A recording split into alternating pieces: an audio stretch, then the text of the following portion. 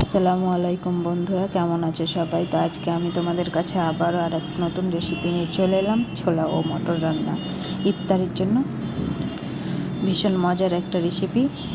তো ছোলা ও মটরটাকে আমি ভালোভাবে ধুয়ে নিয়ে প্রেশার কুকারে তুলে নিচ্ছি।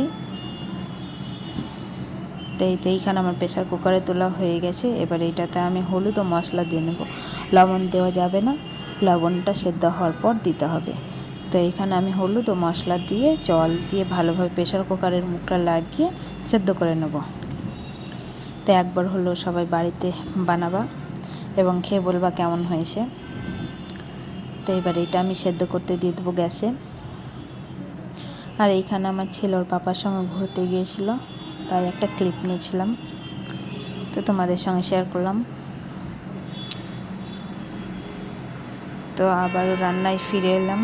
তো এইখানে প্রেশার কুকারে ছোলা ও মটরটা সিদ্ধ করতে দিলাম। এবার সিট্টি ফেলে নেব। 7 থেকে 8টা মতো আমি সিট্টি ফেলেছি। তো এই তো ফোড়ন কেটে নিয়েছি। ফোড়নের পরিমাণটা একটু বেশি দিতে হবে। ফোড়নে পেঁয়াজ, রসুন ও মরিচ দিয়েছি।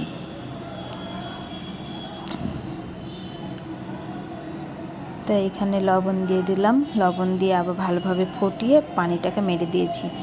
তো ফোড়নে তেল দিয়ে নিলাম। তেলে একটু কম তেল লেগেছে, তো তার জন্য আবার পরে একটু তেল অ্যাড করেছিলাম।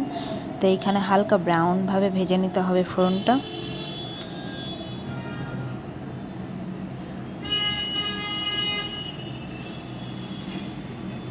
তো ভাজা হয়ে গেলে এবার ছোলা আর মটরটা দিয়ে দেবো। এবার যে জলটুকু আছে ওই জলটুকুকে ভালোভাবে নেড়ে আঠালো করে নিতে হবে, তাহলেই কি যে খেতে স্বাদ লাগবে। আর লবণটা একটু ভালোভাবে তোমরা লবণ ও মশলাটা একটু তোমাদের নিজের মতো করে দেখে নেবা। তো এইখানে আমার রান্না অলমোস্ট কমপ্লিট। তো এইখানে লেড়ে লেড়ে আঠালো করে নিয়েছি। তো এই তো আমার রান্না কমপ্লিট হয়ে গেল। এবার গ্যাসটা বন্ধ করে দেবো। তো আজকের মতো এখানেই শেষ করছি। দেখা হবে আবার পরের ভিডিওতে।